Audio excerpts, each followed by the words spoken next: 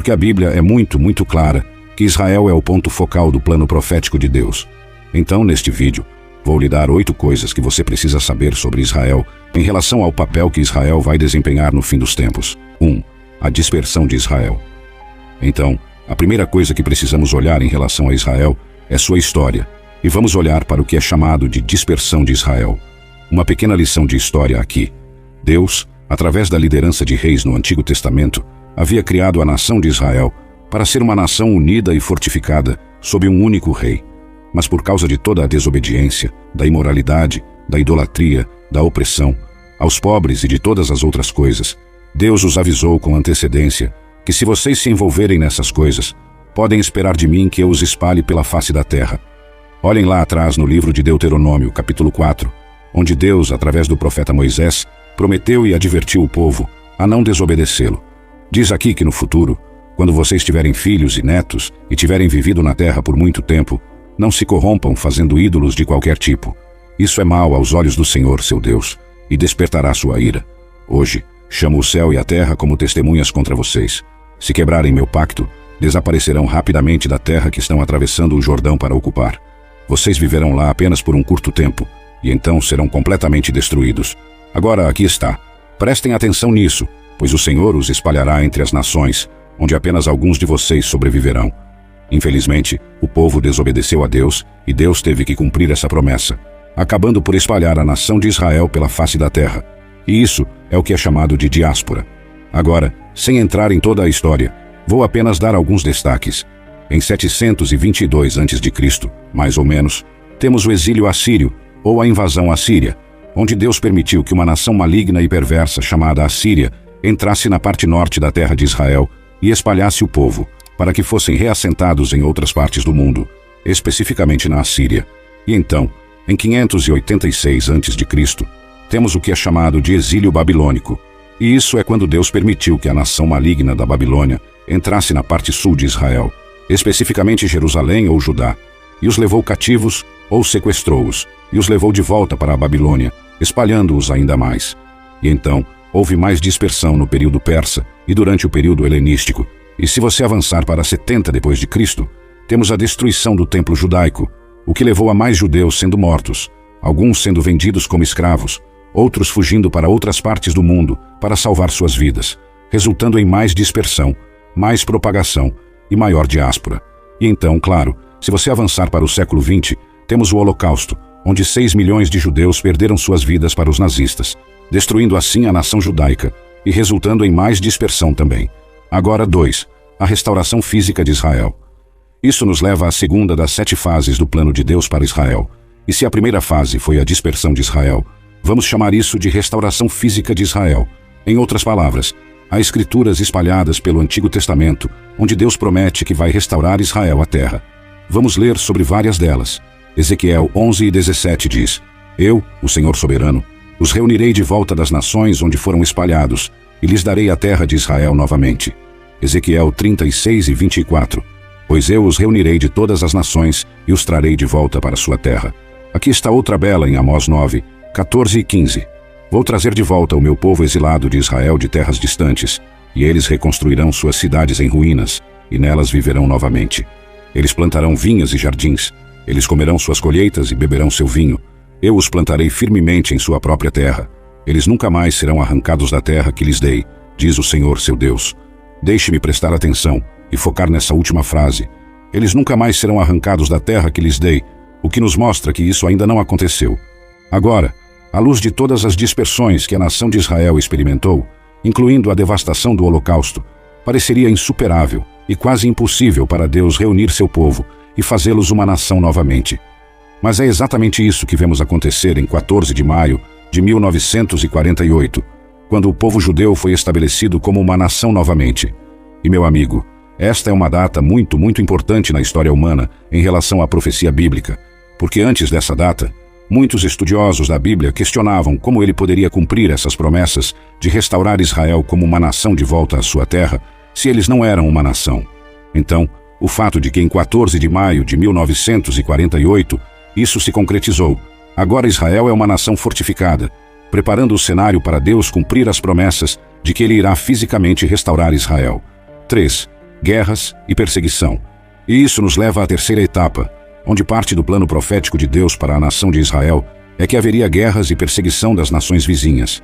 E isso nos traz aos dias modernos, porque há tantos conflitos que a nação de Israel experimentou. Mas Deus já havia profetizado isso antecipadamente. Observe Zacarias 12, 2 e 3. Farei de Jerusalém um copo embriagador, que fará os povos próximos cambalear, quando enviarem seus exércitos para cercar Jerusalém e Judá. Mas vejam esta promessa de Deus. Naquele dia, farei de Jerusalém uma rocha imóvel. Todas as nações se reunirão contra ela para tentar movê-la, mas só se machucarão. Você vê o que Deus está dizendo? Deus está profetizando que sim. Israel vai sofrer perseguição. Eles vão experimentar guerras. Eles vão experimentar essas outras nações tentando destruí-los, mas porque eles são protegidos por Deus, porque eles são, em última análise, o povo escolhido de Deus. Deus está dizendo que, embora possam tentar fazer isso, eu vou fazer de Israel uma rocha tão forte que eles só vão acabar se machucando. Agora, enquanto estamos aqui, é importante não interpretar cada conflito que vemos em Israel como um sinal certo de que o fim está próximo, porque Jesus nos disse e nos advertiu contra isso. Veja Mateus capítulo 24. Jesus lhes disse: não se deixem enganar, pois muitos virão em meu nome dizendo: eu sou o Messias, e enganarão a muitos. Vocês ouvirão falar de guerras e rumores de guerras, mas não se assustem. Sim, essas coisas devem acontecer, mas o fim não virá imediatamente. Você vê o que Jesus está dizendo?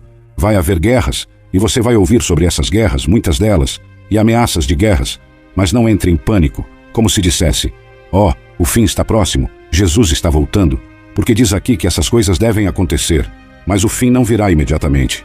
E então, a razão pela qual não queremos reagir exageradamente ao conflito que está acontecendo lá agora é que, desde sua criação como nação em 1948, houve todos os tipos de guerras em que os israelitas estiveram envolvidos. Logo depois de se estabelecerem como nação, você teve a primeira guerra árabe-israelense, onde eles estavam lutando pela terra e lutando pela independência e coisas do tipo. Isso foi em 1948 e 1949.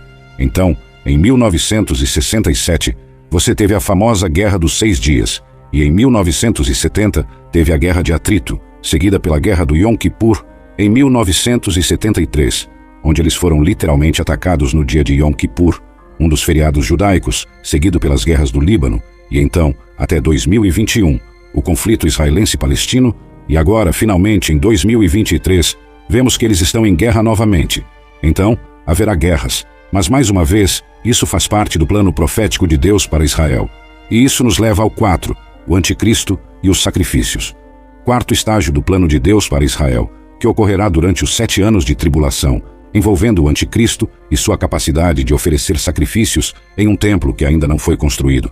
E então, a primeira coisa que vai acontecer durante esse período de tribulação em relação a Israel é que haverá uma figura carismática que será referida como o anticristo, e ele fará um tratado de paz ou um pacto com a nação de Israel, presumivelmente para tentar ganhar sua lealdade e tentar fazê-los acreditar que ele é a favor deles. Mas veja o que vai acontecer em Daniel 9:27, que profetiza isso e diz: o governante fará um tratado com o povo por um período de um conjunto de 7. Então esse governante, se ele disser: ei, você sabe o que? Eu vou estabelecer algumas leis onde eu vou garantir que Israel esteja em paz pelos próximos 7 anos. Claro que os israelitas dirão: sabe de uma coisa, sim, vamos segui-lo. Vamos ver o que ele diz a seguir. Mas depois de metade desse tempo, ele acabará com os sacrifícios e ofertas. Então, sacrifícios e ofertas, o que isso sugere? Sugere que tem que haver outro templo que vai ser construído, e o anticristo vai permitir que o povo judeu reconstrua o templo para que eles possam retomar suas ofertas e sacrifícios, e isso vai ser música para os ouvidos daqueles em Israel. Isso até 3 anos e meio, quando o anticristo vai virar, e agora ele vai realmente se concentrar em perseguir a nação de Israel. Vamos continuar, e como um clímax para todas as suas terríveis ações, ele estabelecerá um objeto sacrílego que causa profanação até que o destino decretado para este profanador finalmente seja derramado sobre ele. Então, na metade do período de tribulação, nos primeiros 3 anos e meio, chamaremos a tribulação. Nos últimos 3 anos e meio, chamaremos de grande tribulação. Este é o momento em que as taças serão derramadas. Vai ser realmente louco aqui na terra. Mas nestes 3 anos e meio finais, no ponto médio disso, essa figura do anticristo vai fazer algo tão sacrílego, tão louco, que ele vai estabelecer algum tipo de objeto sacrílego no próprio templo de Deus. E chamamos isso de abominação da desolação. Em outro lugar em Daniel, Ele fala sobre isso no capítulo 7, 25. Ele desafiará o Altíssimo e oprimirá o povo santo do Altíssimo. Ele tentará mudar suas festas sagradas e leis. Lembra onde eu disse que ele vai tentar mudar algumas coisas? Veja, primeiro ele vai dizer: você pode retomar seus sacrifícios e ofertas no templo. Mas agora ele vai mudar suas ofertas e leis, e eles estarão sob seu controle por um tempo, que é 1 ano vezes que são 2 anos. 1 mais 2 são 3,5. Um tempo. O que isso soma? 3 anos e meio. O que indica que nos últimos 3 anos e meio deste período de tribulação, agora a nação de Israel estará sob o controle do anticristo. Mas vamos continuar. 5. Perseguição a Israel. Durante a tribulação. A quinta etapa do plano profético de Deus para Israel, e como Israel desempenhará um papel crítico e central, e como Israel é o ponto focal de toda a profecia bíblica, é o que chamarei de perseguição a Israel durante os 7 anos de tribulação. Então, já vimos como Israel será perseguido antes do início do período de tribulação. Agora voltamos nossa atenção para como a nação de Israel será perseguida durante os 7 anos de tribulação, quando eles forem entregues ao controle do anticristo. Agora, Jesus previu isso e profetizou que isso iria acontecer em seu famoso discurso no Monte das Oliveiras, em Mateus capítulo 24. Por que ele fez isso? Porque se por acaso alguém que está vivo durante o período de tribulação puder ler o Evangelho de Mateus, poderá ler as palavras de Jesus e observar os sinais, e com sorte, evitar ser perseguido ainda mais. Note o que diz. Tenha em mente que acabamos de ler sobre Daniel, onde ele fala sobre esse anticristo que vai estabelecer algum tipo de abominação da desolação no templo. Agora Jesus diz isso. O dia está chegando quando você verá o que Daniel, o profeta, falou sobre o objeto sacrílego que causa desolação, estando no lugar santo. Agora preste atenção ao que Jesus diz, leitor. Preste atenção. Ele está falando para o futuro, e Jesus está dizendo: ei, se você estiver lendo isso durante o período de tribulação, preste atenção, porque você vai precisar do que estou prestes a lhe dizer para sobreviver. Então, aqueles na Judéia devem fugir para as montanhas. Uma pessoa no terraço de uma casa não deve descer para a casa para fazer as malas. Uma pessoa no campo não deve retornar nem mesmo para pegar um casaco. Que terrível será para as mulheres grávidas e para as mães amamentando naqueles dias. E ore para que sua fuga não seja no inverno ou no sábado, pois haverá mais angústia do que em qualquer época desde o início do mundo, e nunca mais será tão grande. Você vê o que Jesus está fazendo? Ele está tentando ajudar os futuros leitores que estão vivos durante este período de tribulação a dizer: você sabe, quando você vê, e mais provavelmente será transmitido, estará na internet. Algo vai acontecer onde o anticristo vai estabelecer algo no templo. E Jesus diz: quando você vê isso, esse é o sinal de que as coisas vão ficar ruins para você, e você precisa fugir, porque você será perseguido. Mas a coisa bonita é que isso faz parte do plano de Deus, porque, como resposta à extrema perseguição que será desencadeada sobre a nação de Israel durante os 7 anos de tribulação, muitas pessoas na nação de Israel se arrependerão de seus pecados e se voltarão para Cristo. E isso faz parte do plano de Deus para completar o ciclo. Por quê? Não apenas Deus prometeu e profetizou no Antigo Testamento que ele restauraria fisicamente Israel, mas, mais importante, e 6, a restauração espiritual de Israel. Isso me leva ao número 6, que Deus prometeu restaurar espiritualmente a nação de Israel para onde Deus sempre quis que estivessem. Vamos ler sobre isso. Observe Zacarias 12:10. Então derramarei um espírito de graça e súplica sobre a família de Davi e sobre o povo de Jerusalém. Eles olharão para mim, aquele a quem transpassaram, e o lamentarão como se lamenta por um filho único, e chorarão amargamente por ele, como se chora pelo primogênito morto. Esta é uma profecia que me surpreende. O fato de que Zacarias poderia falar sobre o Salvador centenas de anos antes de Jesus nascer e falar sobre isso, que ele vai ser transpassado. Sabemos que Jesus foi transpassado no lado, mas ele vai ainda mais longe e diz que o povo judeu, a nação de Israel, um dia vai olhar e dizer: você sabe, lamentamos pelo que transpassamos. Em outras palavras, nós erramos. Este é o Messias que estávamos esperando. Vamos olhar para outra passagem da Escritura, Jeremias 24:7. Eu lhes darei corações que me reconhecem como o Senhor.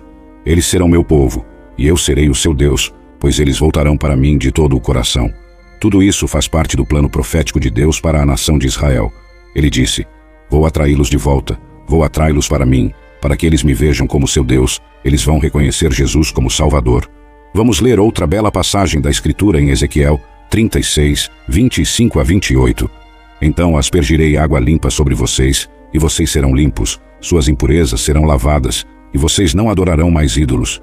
E eu lhes darei um novo coração, E porei um novo espírito dentro de vocês, Israel. Tirarei de vocês o coração de pedra, e lhes darei um coração maleável e sensível. E porei meu espírito dentro de vocês, para que sigam meus decretos, e sejam cuidadosos em obedecer minhas regulamentações. E vocês viverão em Israel, a terra que dei aos seus antepassados há muito tempo. Vocês serão meu povo, e eu serei o seu Deus. Ó, meus santos, que bela imagem é essa!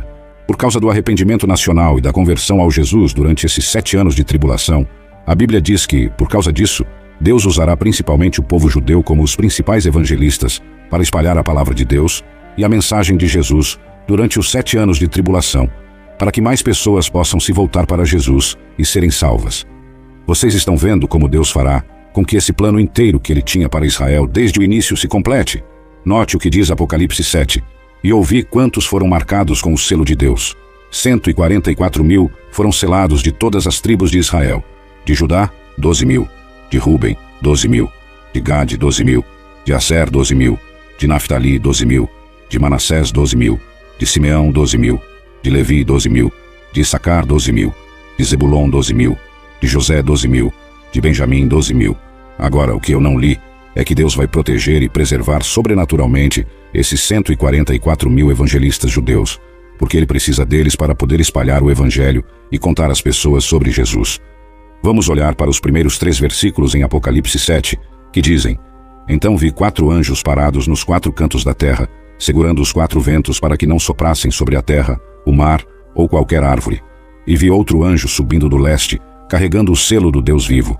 Ele gritou para aqueles 4 anjos que receberam poder para prejudicar a terra e o mar: Esperem, não prejudiquem a terra, o mar ou as árvores, até colocarmos o selo de Deus na testa dos seus servos. Note aqui que Deus restringe qualquer julgamento adicional que ocorrerá durante a tribulação, até que ele cele, até que ele proteja sobrenaturalmente esses 144.000 evangelistas judeus. E a 7ª etapa do plano profético de Deus para a nação de Israel é o que chamarei de 7, proteção de Deus a Israel. Proteção de Deus a Israel, porque a perseguição que é desencadeada contra Israel e todos aqueles que se voltam para Cristo durante os 7 anos de tribulação alcançará seu ápice naquilo que é chamado de Batalha do Armagedon. Agora, a palavra Armagedon vem da palavra hebraica Har-Magido, que significa montanha de Megido. E onde fica Megido? Está na terra de Israel. Você vê como Israel é o ponto focal de toda a profecia bíblica? Agora vamos ler sobre isso. E os espíritos demoníacos reuniram todos os governantes e seus exércitos em um lugar com o nome hebraico de Armagedon. Então, na segunda vinda de Cristo, Deus vai proteger e preservar seu povo sobrenaturalmente e lutar por eles. Mas não vai ser muita luta, porque Deus vai vencer essa batalha, já está falado e profetizado no livro de Apocalipse. E isso me leva a uma fase bônus para o plano profético de Deus para 8, futuro reinado de Cristo em Israel, nação de Israel, e vou chamar isso de reinado e governo de Cristo. Onde? Em Israel. Vamos ler sobre isso. Você vê, quando Jesus retorna, a Bíblia é muito clara que ele vai pisar no Monte das Oliveiras, que está em Israel. Observe o que diz aqui. Naquele dia, seus pés estarão sobre o Monte das Oliveiras, a leste de Jerusalém, e o Monte das Oliveiras se dividirá, formando um grande vale de leste a oeste. Metade da montanha se moverá para o norte e a metade para o sul. Bem, você pode perguntar: como sei que Zacarias está realmente falando sobre a segunda vinda de Cristo? Quero dizer, os pés dele tocando o Monte das Oliveiras, como amarramos isso? Se você olhar para o Novo Testamento, o livro de Atos fala sobre Jesus voltando da mesma maneira que subiu. Note o que diz aqui. Depois de dizer isso, ele foi levado para cima em uma nuvem, enquanto eles observavam e não puderam mais vê-lo.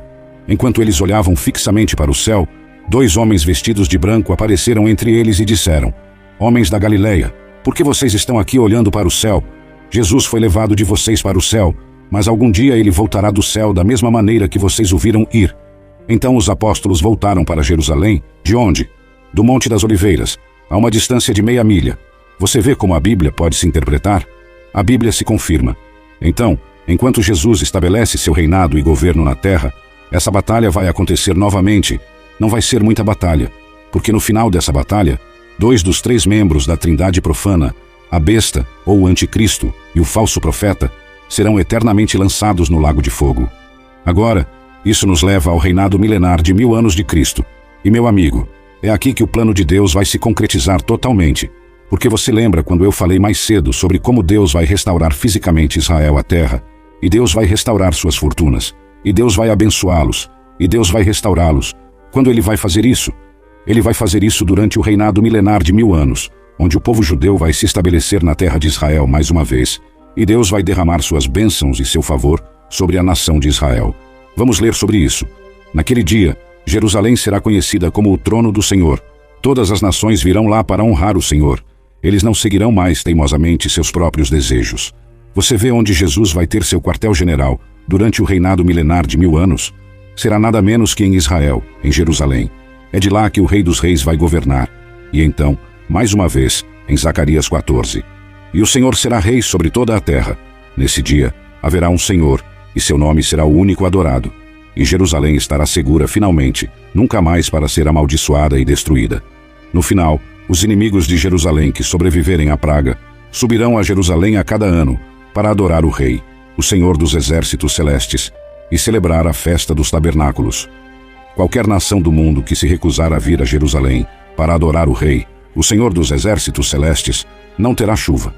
Não tenho tempo agora para mergulhar no fato do que está acontecendo durante o período de tribulação e por que alguns estão adorando e outros não. Isso é um vídeo completamente diferente. Mas ouça, o ponto é que Jesus vai reinar e governar como Rei dos Reis de onde? De Jerusalém, Israel, o ponto focal de toda a história humana, o ponto focal de toda a profecia bíblica. Então, como você pode ver, Deus tem um plano especial para esse pequeno pedaço de terra que chamamos de Israel e essa pequena cidade, Jerusalém, que é apenas um ponto no mapa. Toda a história humana e a profecia bíblica vão culminar com Israel sendo o foco central da profecia bíblica e dos tempos finais. Espero que você tenha achado este vídeo útil, pois ele lhe deu uma visão geral de várias coisas que falam sobre o plano profético de Deus para Israel e as maneiras específicas pelas quais Israel desempenhará um papel único em toda a profecia bíblica. Te vejo no próximo vídeo, tchau. Deus te abençoe.